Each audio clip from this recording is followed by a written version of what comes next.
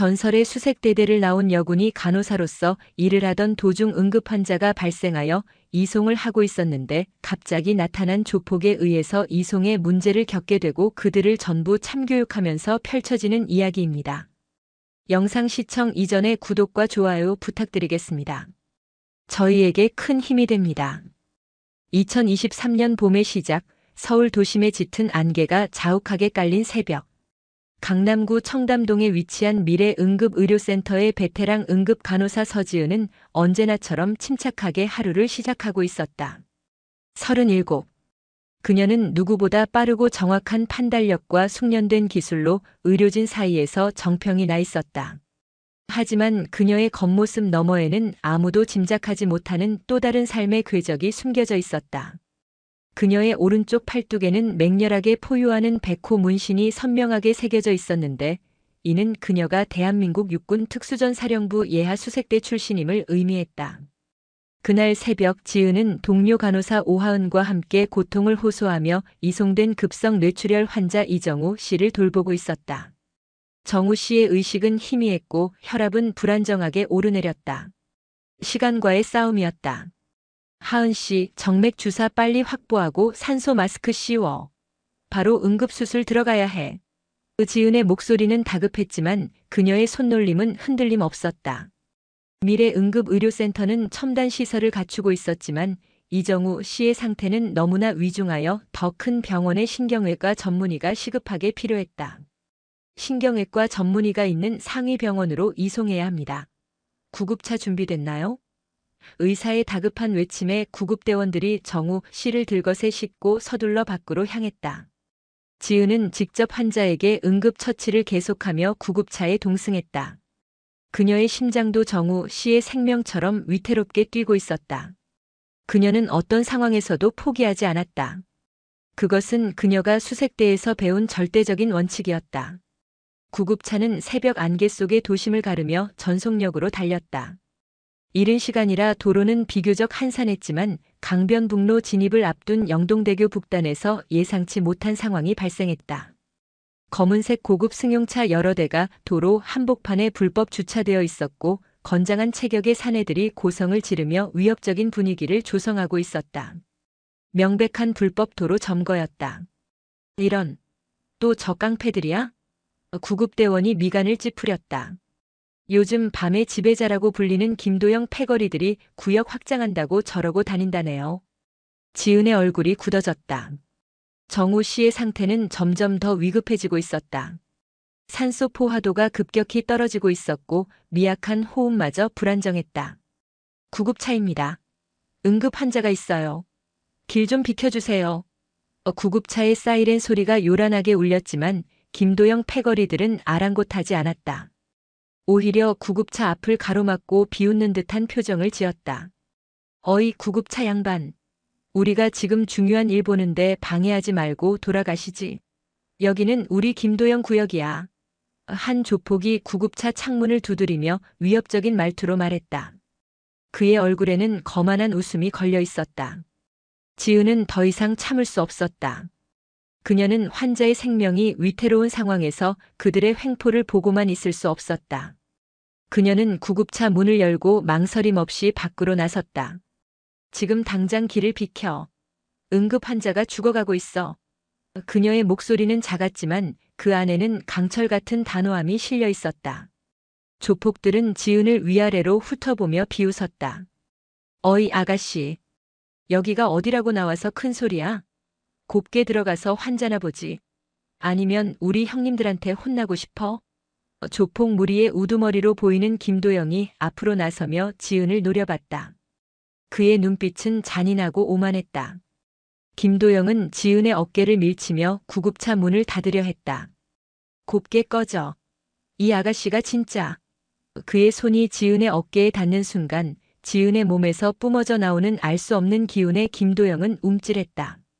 지은은 그의 손길을 뿌리치고 김도영의 멱살을 잡았다. 그녀의 악력에 김도영의 얼굴이 순식간에 붉어졌다. 그리고 그 순간 그녀의 간호사복 옷깃이 찢어지면서 오른쪽 팔뚝에 선명하게 새겨진 백호 문신이 드러났다. 맹렬하게 포효하는 백호와 그 아래 새겨진 수색이라는 글자. 그것은 단순한 문신이 아니었다. 대한민국 육군 특수전사령부 예하 수색대, 그 중에서도 가장 혹독한 훈련을 거친 정예 요원임을 상징하는 문신이었다. 조폭들은 지은의 팔뚝에 새겨진 문신을 보자마자 일제히 얼어붙었다. 그들의 눈빛에는 방금 전에 오만함 대신 싸늘한 공포가 번졌다. 수색대, 특히 백호 문신을 새긴 특수부대 출신은 전설처럼 내려오는 이야기 속에서만 존재한다고 생각했던 그들이었다. 한낱 여자 간호사에게서 나올 것이라고는 상상조차 하지 못했던 문신이었다. 그들은 직감적으로 자신들이 건드리지 말아야 할 존재를 건드렸다는 것을 깨달았다.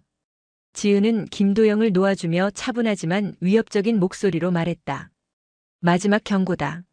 지금 당장 길을 비켜. 아니면 이 자리에서 너희 모두를 이 안개 속으로 던져버릴 수도 있어. 그녀의 눈빛은 더 이상 간호사의 온화한 눈빛이 아니었다. 수많은 작전에서 죽음을 넘나들었던 전사의 냉혹한 눈빛이었다. 조폭들은 서로의 눈치를 살피며 주춤거렸다. 그들은 본능적으로 그녀가 허세가 아닌 진심으로 그럴 수 있는 능력을 가지고 있다는 것을 알았다. 김도영은 침을 꿀꺽 삼키며 애써 목소리를 가다듬었다. 야, 뭐하냐? 빨리 길 비켜. 이 자식들아. 그는 부하들에게 소리쳤다. 조폭들은 혼비백산하여 도로를 막고 있던 차량들을 옆으로 옮기기 시작했다. 지은은 그들의 움직임을 확인한 후 다시 구급차에 올라 정우 씨의 상태를 살폈다. 기사님, 이제 가시죠. 구급차는 조폭들이 비켜준 길을 따라 전속력으로 달렸다. 100미러로 멀어지는 조폭들의 혼비백산한 뒷모습을 보며 지은은 깊은 숨을 내쉬었다. 정우 씨는 무사히 대형 병원 응급실로 이송되었고 지은은 그의 상태가 안정되는 것을 확인한 후에야 안도했다. 그날 새벽 영동대교 북단에서 벌어진 수색대 간호사대 조폭 사건은 삽시간에 전설처럼 퍼져나갔다. 시민들이 촬영한 영상이 온라인에 올라오며 여군 수색대 백호 문신 간호사의 위험이라는 제목으로 순식간에 조회수 수백만을 기록했다. 그녀의 팔뚝에 새겨진 백호 문신은 더욱 큰 화제가 되었다. 지은은 병실에 누워 잠든 정우 씨의 얼굴을 바라봤다. 그녀의 간호사복은 찢어져 팔뚝에 문신이 드러나 있었다. 평범하게 살아가고 싶었던 그녀의 바람과는 달리 그녀의 과거는 이렇게 불시의 모습을 드러내곤 했다. 그녀는 한숨을 쉬며 창밖을 바라봤다. 짙은 안개 속에서 그녀의 새로운 싸움의 서막이 열리고 있었다. 그녀는 알고 있었다. 이 사건으로 인해 그녀의 삶은 다시 한번 예상치 못한 방향으로 흘러갈 것이라는 것을, 그리고 그녀는 그 변화를 피할 수 없으리라는 것을. 영동대교 북단에서 발생한 수색대 간호사 서지은의 활약은 대한민국 사회에 뜨거운 논란과 감동을 동시에 안겨주었다. 그녀의 이름은 포털 사이트 실시간 검색어 1위를 장식했고 그녀의 용감한 행동은 국민들에게 깊은 울림을 주었다. 수많은 언론사에서 인터뷰 요청이 쇄도했고 심지어 국방부에서는 그녀에게 특별 표창을 수여하겠다는 연락이 왔다. 하지만 지은은 모든 제안을 정중히 거절하고 오직 환자들을 돌보는 일에만 집중했다. 그녀에게는 영웅 칭호보다 환자의 생명이, 그리고 평범한 일상이 더 중요했다. 지은이 근무하는 미래응급의료센터는 갑작스러운 유명세의 몸살을 앓았다. 병원 앞에는 그녀를 직접 보려는 시민들과 취재진으로 북새통을 이뤘고 병원 업무는 마비될 지경이었다. 오하은 간호사는 그런 지은을 보며 걱정스러운 눈빛을 감추지 못했다. 지은 언니, 어떻게 해요? 병원 업무가 마비될 지경이에요. 그냥 잠깐이라도 언론에 얼굴이라도 비추는 게 나을까요? 지은은 고개를 저었다. 아니, 하은 씨. 나는 그저 내 일을 했을 뿐이야. 쓸데없는 관심이 더 큰 문제를 만들 수 있어. 그녀는 스포트라이트의 한가운데 서는 것이 익숙지 않았고 자신의 과거가 이토록 큰 반향을 일으킬 줄은 상상도 하지 못했다. 수색대 시절 그녀는 조국의 부름에 응해 기꺼이 그림자 속에서 임무를 수행하는 것을 택했다. 지금도 그녀의 바람은 변함없었다. 그러나 세상은 그녀를 그냥 두지 않았다. 사건 당일 지은에게 제압당했던 조폭 두목 김도영은 경찰에 연행되어 조사를 받았다. 그는 경찰서에서도 지은의 백호 문신을 본 순간 온몸에 힘이 빠졌다며 공포에 질려 있었다. 그 여자는 사람이 아니었습니다. 악귀예요, 악귀. 그는 자신의 패배를 인정하지 않으려 했지만 그의 눈빛에는 분명한 두려움이 서려 있었다. 결국 김도영 일당은 도로교통법 위반, 업무방해, 폭행 등 혐의로 구속 수감되었다. 며칠 후 지은은 병원장의 호출을 받았다. 원장실에는 병원장 외에도 중년의 남성이 앉아 있었다. 그는 전국시민인권연합의 대표이자 저명한 인권 변호사로 활동하는 윤태호 변호사였다.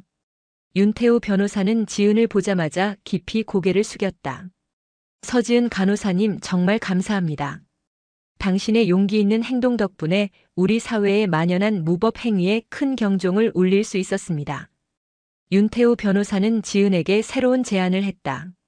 최근 급증하고 있는 사회적 약자를 대상으로 한 범죄, 특히 노인과 여성, 어린이 대상 범죄에 맞서기 위한 도시 안전수호단 프로젝트를 추진 중인데 지은의 경험과 능력이 절실히 필요하다는 것이었다. 서 간호사님의 뛰어난 위기 대처 능력과 강인함은 물론 간호사로서 타인의 생명을 살리려는 헌신적인 마음까지. 저희는 서 간호사님께서 이 프로젝트의 상징이자 실제적인 지도자가 되어주시기를 간곡히 요청드립니다. 지은은 잠시 망설였다. 다시 예전의 삶으로 돌아가는 것 같은 느낌에 복잡한 감정이 들었다. 그녀는 평범한 간호사로서의 삶을 원했지만 동시에 불의를 외면할 수 없는 성격이었다. 특히 최근 사회적 약자를 향한 범죄 소식들은 그녀의 마음을 아프게 했다. 그녀는 수색대 시절 약자를 지키겠다는 맹세를 잊지 않고 있었다. 윤태호 변호사는 지은의 망설임을 눈치채고 간곡하게 부탁했다. 저희는 서 간호사님께 무작정 위험한 전투를 해달라고 요청하는 것이 아닙니다. 시민들이 스스로를 지킬 수 있도록 안전 교육을 하고 위급 상황 시 초기 대응을 가르쳐주는 역할을 해주셨으면 합니다. 그리고 무엇보다 당신의 존재만으로도 많은 약자들에게 큰 용기가 될 것입니다. 깊은 고민 끝에 지은은 윤태호 변호사의 제안을 수락하기로 결심했다. 그녀는 더 이상 자신의 과거를 숨기기보다 그 능력을 사회의 긍정적인 방향으로 사용하는 것이 옳다고 판단했다. 물론 처음에는 간호사 업무와 병행하여 최소한의 활동만 할 생각이었다. 그녀는 병원장에게 휴직을 신청했고 병원장도 그녀의 뜻을 존중하며 적극적으로 지지했다. 그렇게 서지은은 평범한 간호사로서의 삶에서 벗어나 새로운 임무를 수행하기 위한 첫걸음을 내디뎠다. 그녀의 내면에는 여전히 수색대 출신 전사의 피가 뜨겁게 흐르고 있었다. 이제 그녀는 그 피를 약자를 보호하고 정의를 세우는 데 사용할 준비가 되어 있었다. 그녀의 새로운 싸움은 서울의 어두운 골목에서 시작될 것이었다.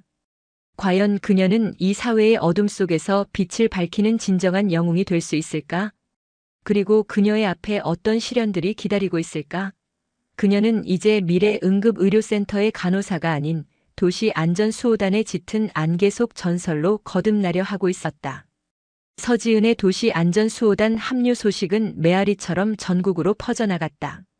그녀의 수색대 출신 이력과 도로 위에서 조폭들을 제압한 영상이 결정적인 역할을 했다. 미래 응급의료센터 앞을 지키던 언론과 시민들의 관심은 이제 도시 안전수호단으로 향했다. 윤태호 변호사는 이 열기를 놓치지 않고 전국 각지에서 도시 안전수호단 훈련생을 모집했다. 예상보다 훨씬 많은 사람들이 자발적으로 훈련에 참여하겠다고 나섰다.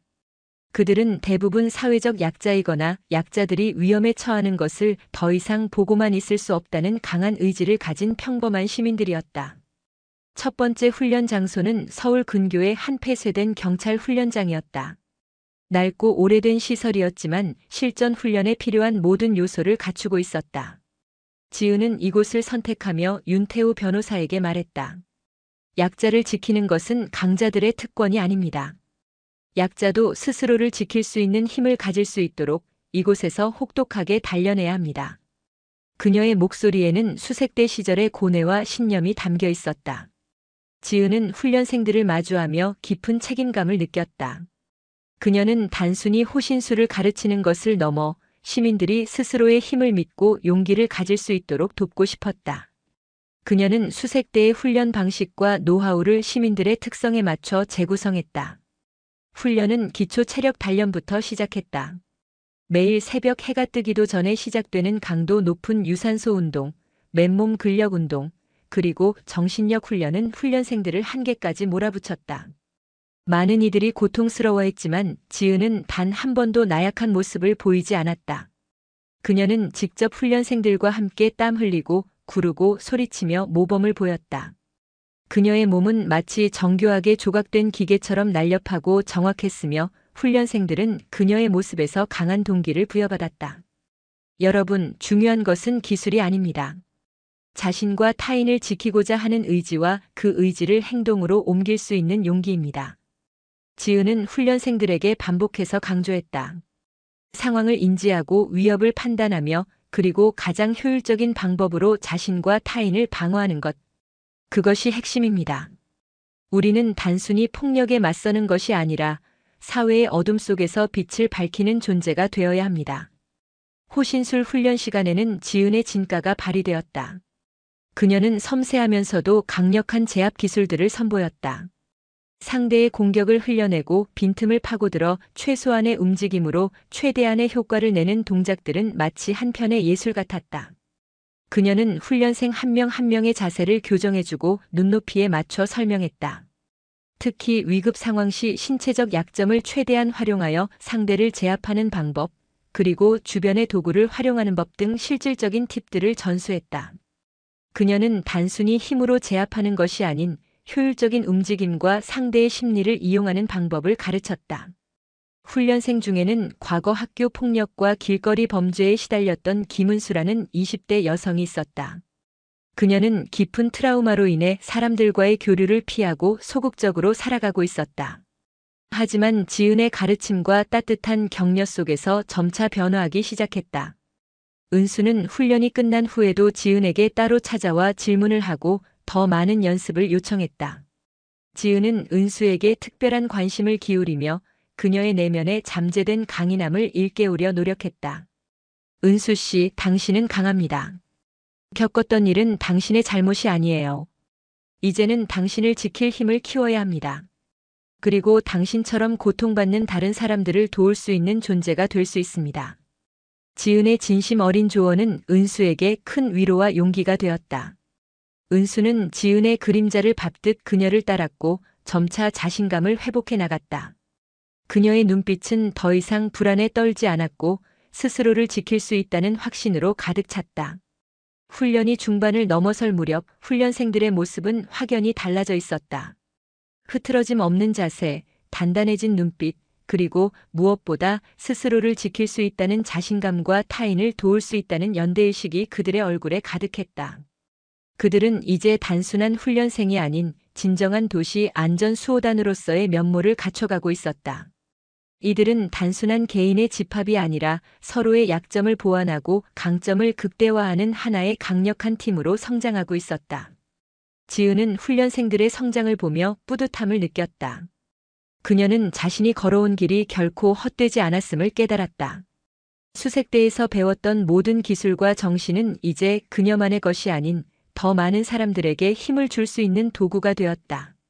그녀의 팔뚝에 새겨진 백호 문신은 이제 그녀 개인의 상징을 넘어 도시 안전수호단 모두의 용기와 헌신을 상징하는 새로운 전설이 되어가고 있었다. 그러나 훈련이 순조롭게 진행되는 와중에도 지은은 긴장의 끈을 놓지 않았다. 사회의 어둠은 여전히 존재하며 그녀가 마주했던 조폭 김도영과 같은 존재들은 또 다른 형태로 나타날 수 있다는 것을. 그녀는 훈련생들을 강하게 만드는 동시에 그들을 위험으로부터 보호해야 할 책임감 또한 느끼고 있었다. 그녀의 마음속에는 아직 끝나지 않은 싸움의 예감이 자리 잡고 있었다. 그것은 김도영 개인의 복수가 아닌 사회 깊숙이 뿌리내린 어둠과의 싸움이 될 것임을 직감하고 있었다. 도시 안전수호단은 서지은의 활약과 윤태호 변호사의 헌신적인 지원 아래 급성장했다. 첫 훈련을 마친 훈련생들은 각자의 지역으로 돌아가 지역 지부를 결성하고 스스로를 지키는 것을 넘어 지역 사회의 안전을 위한 다양한 활동을 시작했다. 어두운 골목길 순찰, 노약자 안심 귀가 서비스, 그리고 청소년 비행 예방 캠페인 등 그들의 활동은 지역 주민들의 뜨거운 호응을 얻었다. 언론은 연일 도시 안전 수호단의 긍정적인 변화를 보도했고 지은은 명실상부한 국민 영웅으로 떠올랐다. 하지만 빛이 강할수록 그림자도 짙어지는 법. 서지은과 도시 안전 수호단의 영향력이 커질수록 사회의 어둠 속에서 불만을 품은 세력들 또한 꿈틀거렸다. 특히 김도영이 수감된 후 그의 조직은 큰 타격을 입었지만 완전히 와해된 것은 아니었다. 그의 신복인 정호성은 겉으로는 건실한 부동산 투자자 행세를 하며 조직을 유지하고 있었지만 뒤로는 김도영의 지시를 받아 복수를 계획하고 있었다. 정호성은 김도영이 구속된 것이 서지은 때문이라고 굳게 믿었다. 그는 단순히 김도영을 빼내는 것을 넘어 서지은과 도시 안전수호단을 사회에서 매장시키려 했다. 그는 물리적인 폭력보다는 심리적인 압박과 사회적 고립을 택했다. 정호성은 김도영 조직의 막대한 자금력과 정보력을 활용하여 은밀한 움직임을 시작했다. 그들이 고용한 것은 밤의 늑대들이라고 불리는 정체불명의 팀이었다. 그들은 직접적인 폭력을 행사하기보다 대상의 약점을 파고들어 심리적으로 무너뜨리는 데 특화된 이들이었다. 밤의 늑대들은 도시 안전수호단의 활동 지역을 중심으로 소름 끼치는 사건들을 일으키기 시작했다. 첫 번째 사건은 한 수호단 회원의 개인정보를 해킹하여 사생활을 유포하는 것이었다. 두 번째는 지역사회 봉사 활동 중인 수호단 회원을 고의적으로 방해하고 명예를 훼손하는 루머를 퍼뜨리는 것이었다. 그리고 가장 충격적인 사건은 한 수호단 회원의 어린 자녀를 미행하여 공포심을 조장하는 일이었다. 직접적인 피해는 없었지만 수호단 회원들은 물론 그들의 가족까지 심각한 정신적 고통을 겪어야 했다. 이러한 사건들은 도시 안전수호단 내부에서 불안감을 조성하기 시작했다. 우리가 옳은 일을 하고 있는 게 맞을까요? 가족까지 위험해지는 건 견디기 힘듭니다. 일부 회원들은 활동을 중단하고 싶다는 의사를 밝히기도 했다. 서지은은 이러한 상황을 예의주시했다. 그녀는 이것이 단순한 우발적인 범죄가 아니라는 것을 직감했다. 배후에 누군가 조직적으로 도시 안전수호단을 흔들고 있다는 확신이 들었다. 그녀는 윤태호 변호사에게 이 사실을 알렸다. 변호사님, 이 모든 사건들은 단순한 우연이 아닙니다. 누군가 의도적으로 우리를 흔들고 있습니다. 아마 김도영 패거리의 잔당일 겁니다. 윤태호 변호사는 심각한 표정으로 고개를 끄덕였다. 저도 그렇게 생각하고 있습니다. 특히 밤의 늑대들이라는 정체불명의 집단이 최근 우리 활동 지역 주변에서 포착되고 있습니다. 그들은 그림자처럼 움직이며 증거를 남기지 않습니다. 지은은 즉시 김은수에게 지시했다. 은수는 지난 훈련에서 가장 뛰어난 정보 수집 능력을 보여주었다. 은수 씨, 이 모든 사건들의 공통점을 찾아야 합니다. 범인의 행동 패턴, 나타나는 시간대, 그리고 그들의 목표가 무엇인지 정확히 파악해야 합니다. 은수는 지은의 지시에 따라 며칠 밤낮을 새워 자료를 분석하고 잠복 수사를 시작했다. 지은은 밤의 늑대들이 노리는 것이 도시 안전수호단의 약점, 즉 심리적인 불안감과 연대의식이라는 것을 알고 있었다. 그들은 폭력으로 위협하기보다 수호단 회원들의 마음을 갉아먹어 스스로 무너지게 만들려 하고 있었다. 그녀는 회원들의 동요를 막고 이들을 다시 단단하게 결속시켜야만 했다. 밤이 깊어질수록 지은의 고민은 깊어졌다. 그녀는 수색대 시절 수많은 그림자들과 싸워왔지만 이번에는 적의 얼굴조차 보이지 않는 싸움이었다.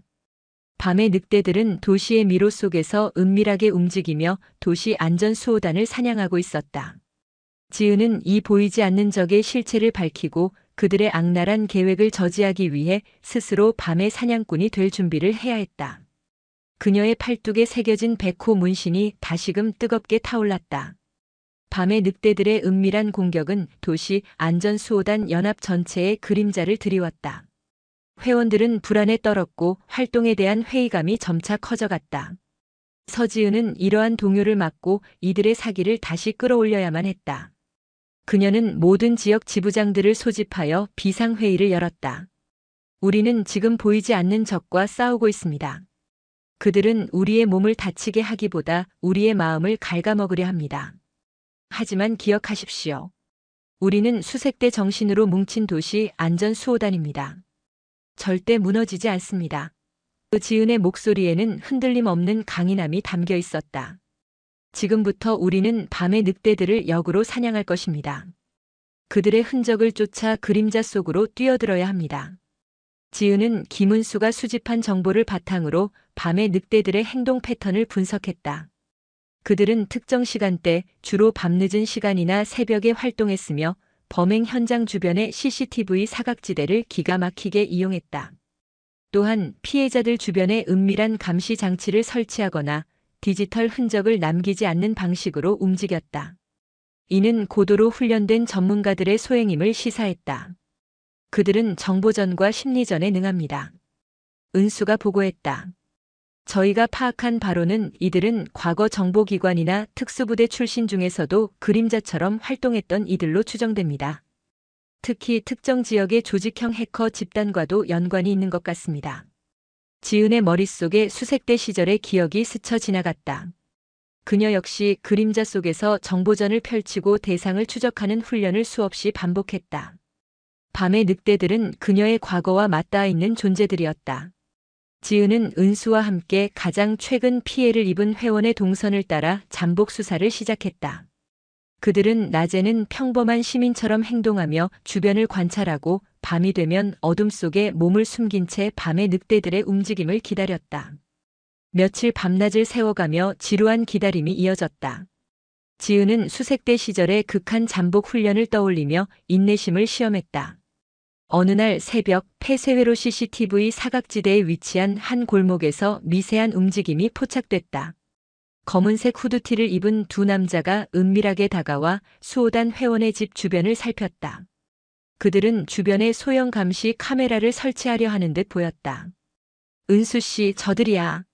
지은은 낮은 목소리로 속삭였다. 그녀는 은수에게 즉시 경찰에 신고하라고 지시했다. 그리고 자신은 그림자처럼 움직여 두 남자에게 접근했다. 두 남자는 전문가답게 민첩하게 움직였다. 하지만 지은은 그들보다 한 수 위였다. 그녀는 순식간에 그림자처럼 그들의 뒤를 잡았다. 한 남자의 팔을 꺾어 제압하고 다른 남자의 발목을 걸어 넘어뜨렸다. 그들의 움직임은 윤활유를 바른 듯 부드러웠지만 그 안에는 강철 같은 힘이 담겨 있었다. 누구의 지시를 받고 움직이는 거지? 지은은 쓰러진 남자의 목을 잡고 차가운 목소리로 물었다. 남자는 고통에 신음하며 입을 다물었다. 그때 다른 곳에서 매복하고 있던 밤의 늑대들 팀원들이 몰려들기 시작했다. 그들은 무전기로 상황을 보고받은 듯 했다. 지은은 고립될 위험에 처했다.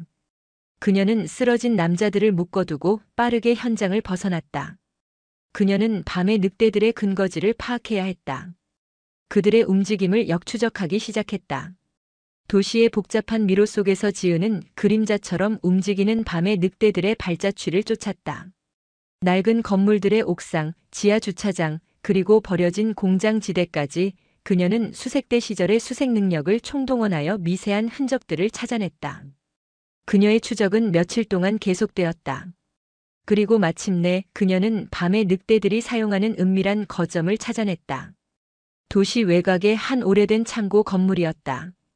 겉으로 보기에는 평범한 창고였지만 내부에서는 고성능 서버와 통신 장비들이 가동되고 있었다. 이곳이 바로 밤의 늑대들이 정보를 수집하고 작전을 지휘하는 본부였던 것이다. 지은은 창고 주변에 잠복하며 내부의 움직임을 살폈다. 그녀는 은수에게 창고의 위치와 내부 상황을 보고하고 윤태호 변호사에게 이 사실을 알렸다. 변호사님, 밤의 늑대들의 본거지를 알아냈습니다. 지금 바로 경찰에 수사 협조를 요청해야 합니다. 그녀는 창고 건물에서 밤의 늑대들 팀의 리더로 보이는 남자의 모습을 포착했다. 그는 날카로운 눈매에 냉혹한 표정을 짓고 있었다. 그는 누군가와 통화하며 작전은 완벽했다. 이제 도시 안전수호단은 스스로 무너질 것이다라고 말하고 있었다. 지은은 직감했다. 이자가 밤의 늑대들의 실제적인 지휘자이자 김도영의 지시를 받아 움직이는 인물이라는 것을. 지은은 경찰이 도착하기를 기다릴 수 없었다. 그녀는 창고 건물 내부로 침투할 계획을 세웠다. 그녀의 팔뚝에 새겨진 백호 문신이 다시금 뜨겁게 달아올랐다. 이제 그녀는 밤의 늑대들의 본거지에서 그들의 심장부를 노려야 했다. 이 싸움은 단순히 몇몇 범인을 잡는 것을 넘어 도시 안전수호단의 운명과 사회의 정의를 지키는 최후의 결전이 될 것이었다. 그녀는 홀로 어둠 속으로 뛰어들 준비를 마쳤다. 백호의 맹렬한 포효가 울려 퍼지려 하고 있었다. 도시 외곽의 오래된 창고는 밤의 늑대들의 본거지였다. 어둠이 짙게 깔린 밤 서지은은 창고 주변을 잠복하며 내부의 움직임을 주시했다. 그녀는 경찰이 도착하기를 기다릴 수 없었다. 밤의 늑대들의 리더가 자신의 작전 성공을 확신하며 자만하고 있을 때 그들의 허점을 찔러야 했다. 그녀의 팔뚝에 새겨진 백호 문신이 뜨겁게 달아올랐다. 지은은 창고 건물 뒤편의 낡은 환기구를 통해 은밀하게 내부로 침투했다. 그녀의 움직임은 그림자처럼 소리 없었고 어떤 감시 장치도 그녀의 침투를 알아채지 못했다. 창고 내부는 고성능 서버와 통신 장비들로 가득했고 밤의 늑대들 팀원들은 컴퓨터 앞에서 바쁘게 움직이고 있었다. 그들은 자신들의 작전이 성공했다고 확신하며 방심하고 있었다. 지은은 수색대 시절의 잠입 및 제압 훈련을 떠올리며 한 명씩 목표물을 제거해 나갔다. 그녀의 손길은 빠르고 정확했다. 목을 조르고 관절을 꺾고 급소를 가격하여 소리 없이 사내들을 제압했다. 그들은 자신들이 왜 쓰러지는지도 모른 채 정신을 잃었다. 얼마 후 창고 안은 정막에 휩싸였다. 오직 컴퓨터의 작동음만이 들려올 뿐이었다. 지은은 밤의 늑대들 리더의 등 뒤에 나타났다. 리더는 모니터에 집중하다가 인기척을 느끼고 몸을 돌렸다. 그의 얼굴에는 놀라움과 함께 알 수 없는 두려움이 스쳐 지나갔다. 누구냐? 그는 소리치려 했지만 지은의 손이 그의 목을 순식간에 움켜쥐었다. 차가운 악력에 그의 숨통이 막혔다. 내가 밤의 늑대들의 리더인가? 지은의 목소리는 얼음처럼 차가웠다. 그녀는 리더의 얼굴을 자신의 팔뚝에 새겨진 백호 문신 쪽으로 가까이 들이밀었다. 맹렬히 포효하는 백호 문신이 그의 눈에 선명하게 들어왔다. 리더의 얼굴은 공포로 질렸다. 수색대. 미친 여자. 그는 간신히 말을 내뱉었다. 그는 수색대 출신이라는 전설의 존재를 눈앞에서 마주한 것에 경악했다. 왜 도시 안전수호단을 공격했지? 누가 시킨 거지? 지은은 그의 목을 더욱 조이며 물었다. 리더는 고통에 몸부림치며 결국 입을 열었다. 우리는 그저 돈을 받고 움직였을 뿐입니다. 김도영의 정우성이 시켰습니다. 정우성. 예상했던 이름이었다. 지은은 리더를 벽에 강하게 밀쳤다. 그는 벽에 부딪히며 바닥에 주저앉았다. 지은은 그의 컴퓨터 화면을 확인했다. 그곳에는 도시 안전수호단 회원들의 개인정보와 가족관계, 심지어 그들의 심리적 취약점까지 상세하게 분석된 자료들이 가득했다. 그들은 단순히 위협하는 것을 넘어 수호단 연합을 내부에서부터 와해시키려 했던 것이다. 그때 멀리서 경찰차 사이렌 소리가 들려왔다. 지은은 은수에게 밤의 늑대들의 본거지를 알아냈다는 사실을 알리고 경찰과의 공조를 요청했었다. 경찰 특공대가 창고 문을 부수고 진입했다. 경찰 특공대원들은 창고 안의 상황에 경악했다. 모든 밤의 늑대들 팀원들이 소리 없이 제압당한 채 쓰러져 있었고 그들의 리더는 서지은의 발 아래 무릎을 꿇고 있었다. 경찰은 현장에서 리더를 포함한 모든 팀원들을 체포하고 그들이 사용했던 모든 장비와 자료들을 압수했다. 현장에 도착한 윤태호 변호사는 지은의 상태를 확인했다. 서 본부장님, 괜찮으십니까? 무모한 짓이었어요. 지은은 고개를 저었다. 괜찮습니다, 변호사님. 우리는 밤의 늑대들의 실체를 밝혀냈고 그들의 악랄한 계획을 저지했습니다. 이제 도시 안전수호단은 더 이상 흔들리지 않을 겁니다. 그녀의 얼굴에는 작은 상처와 땀방울이 맺혀 있었지만 그녀의 눈빛은 비로소 평온해 보였다. 이 사건은 도시 안전수호단 연합에게 큰 전환점이 되었다. 밤의 늑대들의 존재와 그들의 악랄한 계획이 만천하에 공개되면서 국민들은 도시 안전수호단의 활동이 얼마나 중요하고 위험한 일인지 다시 한번 깨달았다. 김도영 조직의 잔당 정우성 역시 밤의 늑대들을 고용한 혐의로 긴급 체포되었다. 경찰 수사를 통해 밤의 늑대들이 과거 정보기관에서 훈련을 받은 이들로 구성된 사설 용병 집단이라는 사실이 밝혀졌다. 그들은 높은 대가를 받고 범죄 조직의 뒷일을 처리해주는 위험한 존재들이었다. 지은은 그들이 남긴 자료들을 통해 정우성이 단순히 김도영의 잔당이 아니라 그 조직을 통해 더 큰 음모를 꾸미고 있었음을 짐작했다. 지은은 승리했다. 하지만 그녀는 알고 있었다. 사회의 어둠은 결코 사라지지 않는다는 것을. 그리고 그녀의 싸움은 계속될 것이라는 것을. 그녀의 팔뚝에 새겨진 백호 문신은 이제 그녀 개인의 상징을 넘어 불의에 맞서 싸우는 모든 도시 안전수호단들의 맹세이자 백호의 정의로운 심판이 되었다. 그녀는 어둠 속에서 빛을 향해 걸어 나왔고 그 빛은 도시의 새벽을 밝히는 새로운 여명이 되었다. 서지은이 이끈 도시 안전수호단의 밤의 늑대들 소탕 작전은 전국적인 반향을 일으켰다. 그녀의 활약과 수색대 출신 이력이 다시 한번 조명되며 도시 안전수호단은 단순한 시민단체를 넘어 국가적 프로젝트로 확장될 조짐을 보였다. 전국 각지에서 도시 안전수호단 지부 설립 문의가 폭주했고 자발적인 훈련 참여 신청이 쇄도했다. 윤태호 변호사는 이러한 국민적 열기에 부응하여 도시 안전수호단의 전국적인 시스템 구축에 박차를 가했다. 서지은은 도시 안전수호단 연합의 총괄 본부장이자 실질적인 훈련 프로그램을 총괄하는 수석 강사가 되었다. 그녀의 책임은 더욱 막중해졌지만 그녀는 자신의 팔뚝에 새겨진 백호 문신처럼 굳건한 의지로 그 짐을 짊어졌다. 그녀는 각 지역의 훈련 프로그램 표준을 만들고 지도 강사들을 양성하는 데 밤낮 없이 매달렸다. 특히 김은수의 역할은 빛을 발했다. 은수는 과거의 트라우마를 극복하고 지은의 가장 든든한 조력자이자 오른팔이 되었다. 그녀는 지은의 지시 아래 전국 지부의 정보 분석 및 상황 보고 체계를 구축했고 밤의 늑대들 사건을 통해 얻은 경험을 바탕으로 새로운 훈련생들의 심리 상담 및 교육을 담당했다. 그녀는 직접 지역 강사로 나서기도 하며 지은의 짐을 덜어주었고 그녀의 성장하는 모습은 많은 수호단 회원들에게 귀감이 되었다. 도시 안전수호단의 활동은 이제 단순한 호신술 교육을 넘어섰다. 그들은 지역 사회의 문제 해결에 적극적으로 참여했다. 어두운 골목길에 안심 비상벨 설치를 추진하고 여성 및 노인 1인 가구를 위한 정기적인 안전 점검 서비스를 제공했으며 청소년 비행 예방을 위한 멘토링 프로그램을 운영했다. 미래 응급의료센터의 오하은 간호사 역시 병원에서 환자들을 돌보면서도 도시 안전수호단의 의료자문위원으로서 정신건강 지원 프로그램 개발에 참여하며 지은의 곁을 지켰다. 그녀는 지은의 가장 오래된 친구이자 가장 믿음직한 동료였다.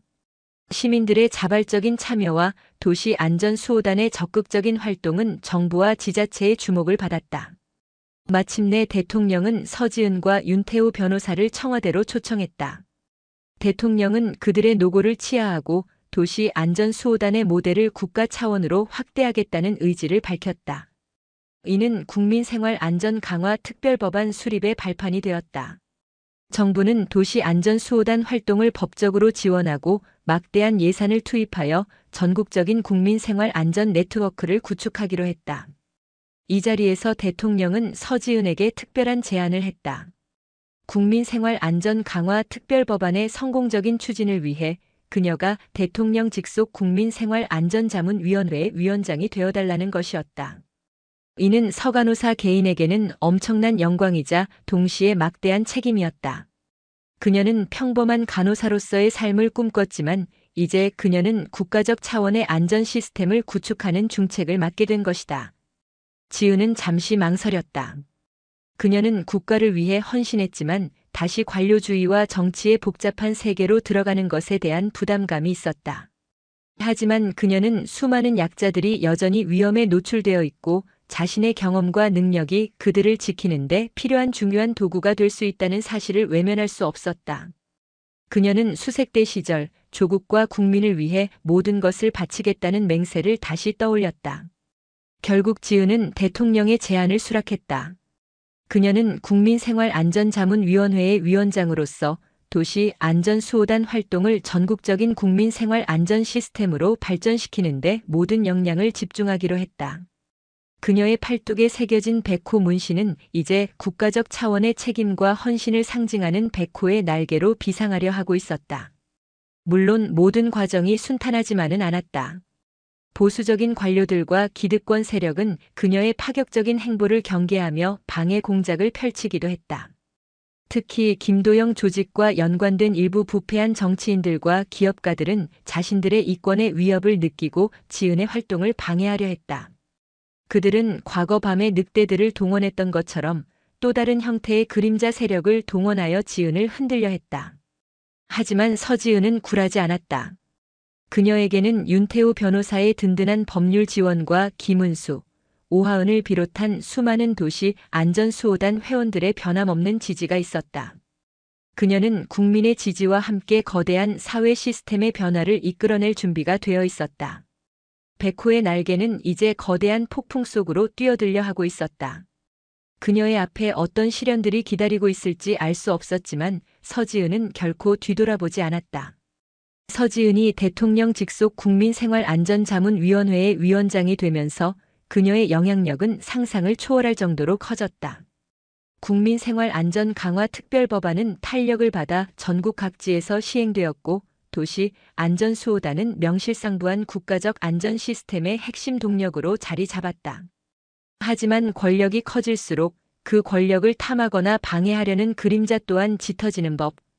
서지은은 이제 단순한 범죄 조직이 아닌 더욱 거대하고 은밀한 권력의 그림자와 맞서야 했다.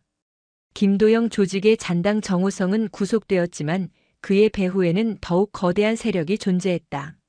정호성은 검찰 조사 과정에서 밤의 늑대들을 고용한 배후의 거물급 정치인과 대기업 총수가 연루되어 있음을 폭로했다. 그들은 도시안전수호단의 활동이 자신들의 불법적인 사업과 비리의 걸림돌이 된다고 판단하여 서지은을 제거하고 프로젝트를 와해시키려 했던 것이다. 특히 정재계의 거물, 암흑의 설계자라고 불리는 최현태 회장이 모든 음모의 정점에 있다는 사실이 드러났다. 최현태 회장은 거대한 금융 제국을 거느린 인물로 정계와 언론, 그리고 법조계에 막강한 영향력을 행사하는 숨겨진 실세였다. 그의 이름만으로도 모든 조사기관은 움츠러들었다. 이러한 사실이 드러나자 국민들은 충격에 빠졌다. 지은은 이 진실을 밝혀내기 위해 검찰과 긴밀히 협력했다. 그러나 최현태 회장의 막강한 영향력은 검찰의 수사망마저 교묘하게 피해 나갔다. 증거들은 조작되거나 사라졌고 증인들은 알 수 없는 이유로 침묵했다. 심지어 지은의 주변을 맴도는 수상한 움직임들도 포착되었다. 그녀의 통화는 도청당하고 그녀의 동선은 감시당하고 있었다. 밤의 늑대들과는 다른 더욱 치밀하고 은밀한 그림자가 그녀를 조여오고 있었다. 지은은 윤태호 변호사와 김은수와 함께 이 거대한 음모의 실체를 파헤치기 시작했다. 윤태호 변호사는 자신의 모든 법률적 지식과 인맥을 총동원하여 최현태 회장의 불법적인 자금 흐름과 비리 증거를 추적했다. 김은수는 뛰어난 해킹 능력과 정보 분석 능력을 발휘하여 최현태 회장과 그를 둘러싼 세력들의 은밀한 디지털 흔적을 쫓았다. 미래응급의료센터의 오하은 간호사 역시 자신의 인맥을 동원해 최현태 회장과 연관된 병원 및 의료계 비리 정보를 은밀히 수집했다. 이들은 각자의 자리에서 거대한 암흑의 설계자를 향한 끈질긴 추격을 이어갔다. 하지만 암흑의 설계자의 반격도 만만치 않았다. 언론은 지은과 도시안전수호단 연합을 비방하는 기사를 쏟아냈고 지은의 과거 수색대 활동을 왜곡하여 그녀를 과격하고 위험한 인물로 몰아갔다. 온라인에서는 지은의 명예를 훼손하는 악성 루머와 가짜 뉴스가 무차별적으로 퍼져나갔다. 시민들 중 일부는 이러한 여론 공작에 넘어가 지은에게 등을 돌리기도 했다. 최현태 회장은 자신의 거대한 언론사를 통해 여론을 조작하고 지은의 이미지를 훼손하는 데 전력을 다했다. 가장 큰 위협은 지은의 최측근에게 닥쳐왔다. 어느 날 윤태호 변호사가 의문의 교통사고를 당했다. 다행히 생명에는 지장이 없었지만 한동안 활동이 어려울 정도로 심각한 부상을 입었다. 지은은 이것이 단순한 사고가 아님을 직감했다. 최현태 회장의 경고이자 그녀를 고립시키려는 시도였다. 지은은 분노했다. 그녀는 수색대 시절 동료를 잃었던 아픔을 떠올렸다. 그녀는 이제 더 이상 물러설 곳이 없었다. 그녀는 윤태호 변호사의 병실을 찾아 그의 손을 잡았다. 변호사님, 제가 반드시 이 싸움에서 이기겠습니다. 당신의 희생이 헛되지 않도록 하겠습니다. 그녀의 눈빛에는 뜨거운 결의가 타올랐다. 지은은 남은 힘을 총동원하여 최현태 회장의 결정적인 약점을 찾아내려 했다. 그녀는 최현태 회장이 오랫동안 후원해온 미래기술연구재단의 수상한 자금 흐름에 주목했다. 겉으로는 첨단 기술 개발을 가장했지만 그 이면에는 거대한 불법 자금 세탁과 비리의 흔적이 숨어 있을 것이라고 판단했다. 이 재단을 통해 최현태 회장은 정치권 인사들에게 뇌물을 제공하고 불법적인 사업을 추진해왔던 것이다. 지은은 직접 잠입 수사를 감행했다. 그녀는 신분을 위장하고 최현태 회장의 미래기술연구재단의 연구보조원으로 위장 침투했다. 그곳에서 그녀는 예상대로 은밀하게 진행되는 불법적인 거래와 증거인멸의 현장을 목격했다.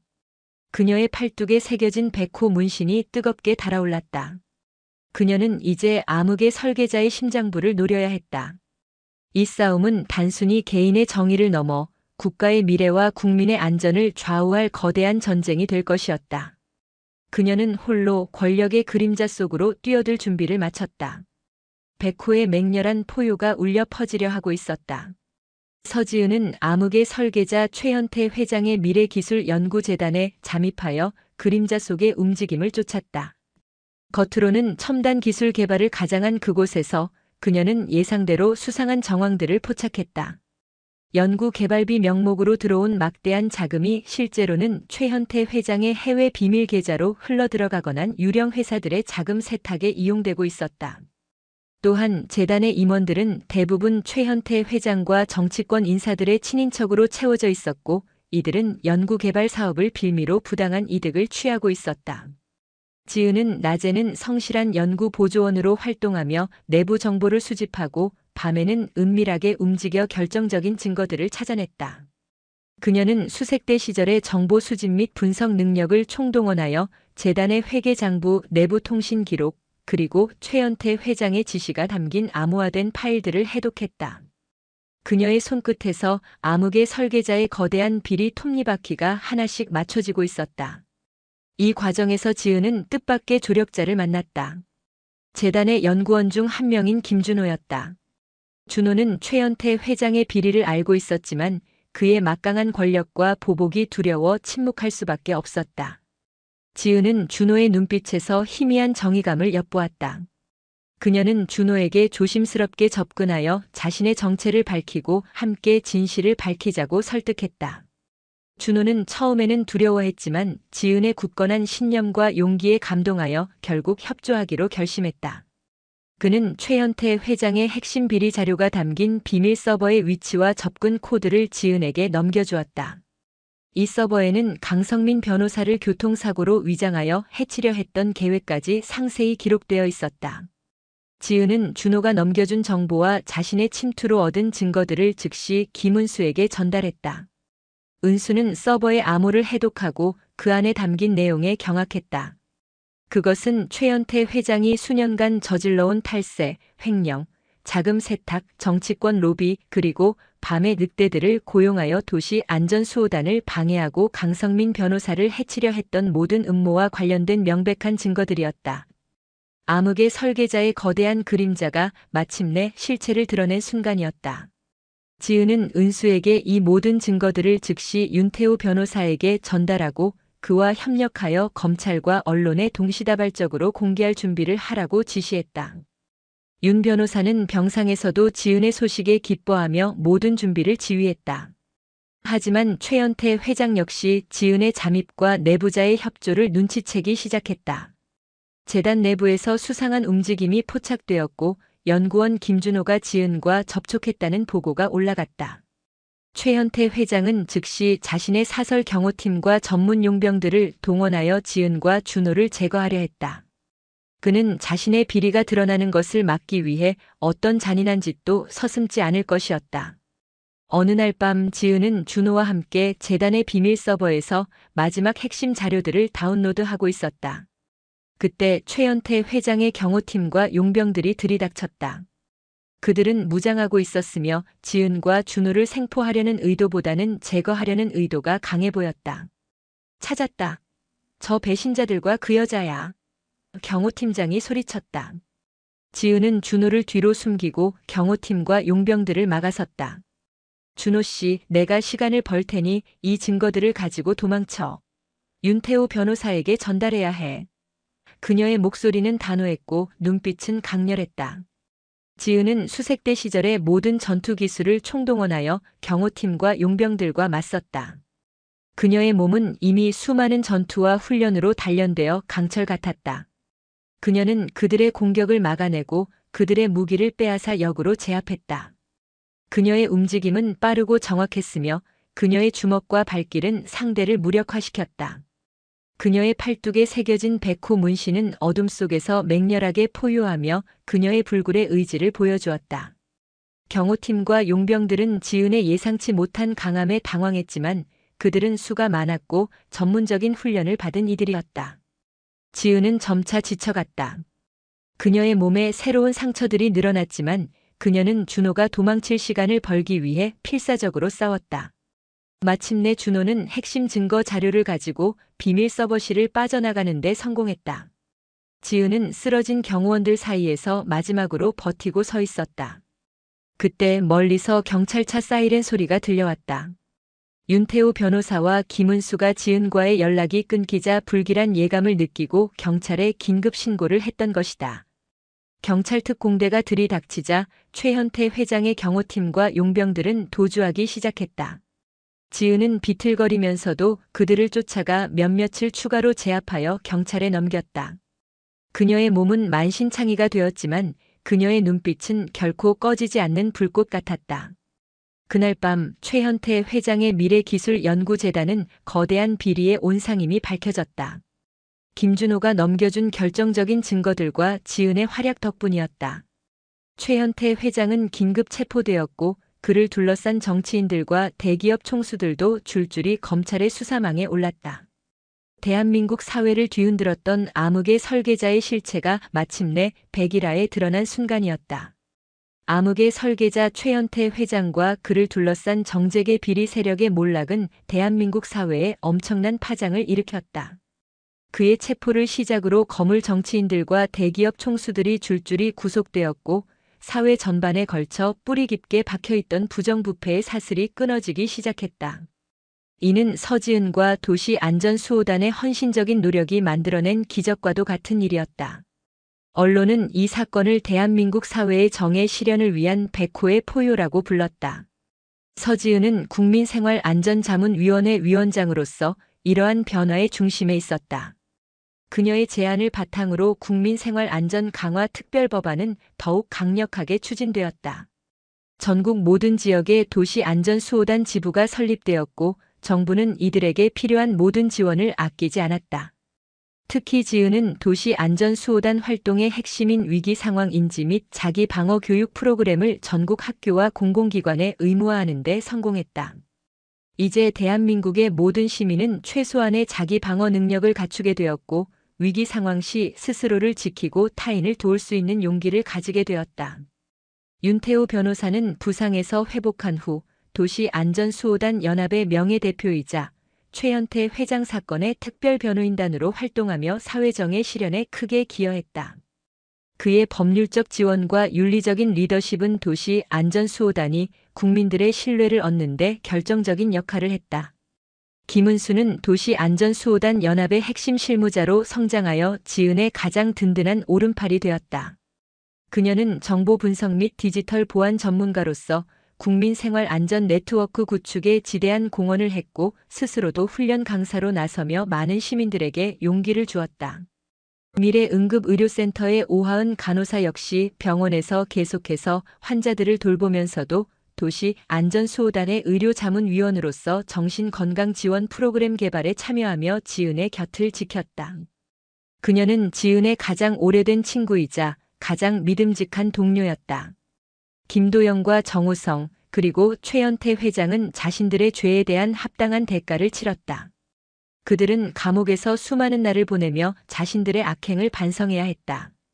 그들의 몰락은 사회의 정의는 반드시 승리한다는 메시지를 확실하게 각인시켰다. 서지은은 더 이상 평범한 간호사가 아니었다. 그녀는 대한민국 사회 안전의 상징이자 약자들의 희망이 되었다. 그녀의 팔뚝에 새겨진 백호 문신은 이제 그녀 개인의 용감한 희생을 넘어 대한민국 모든 시민의 강인함과 연대의 상징으로 기억되었다. 그녀의 이야기는 교과서에 실리고 다큐멘터리로 제작되어 수많은 사람들에게 영감을 주었다. 물론 사회의 모든 어둠이 사라진 것은 아니었다. 여전히 해결해야 할 많은 문제들이 남아 있었고 새로운 형태의 위협들도 나타났다. 하지만 이제 대한민국 시민들은 더 이상 두려워하지 않았다. 그들에게는 스스로를 지킬 힘이 있었고 서로를 지킬 연대가 있었다. 그리고 그 연대의 중심에는 언제나 서지은, 백호의 전설이 있었다. 어느 화창한 가을날 서지은은 한강변을 걷고 있었다. 따스한 햇살 아래 평화로운 시민들의 모습이 그녀의 눈에 들어왔다.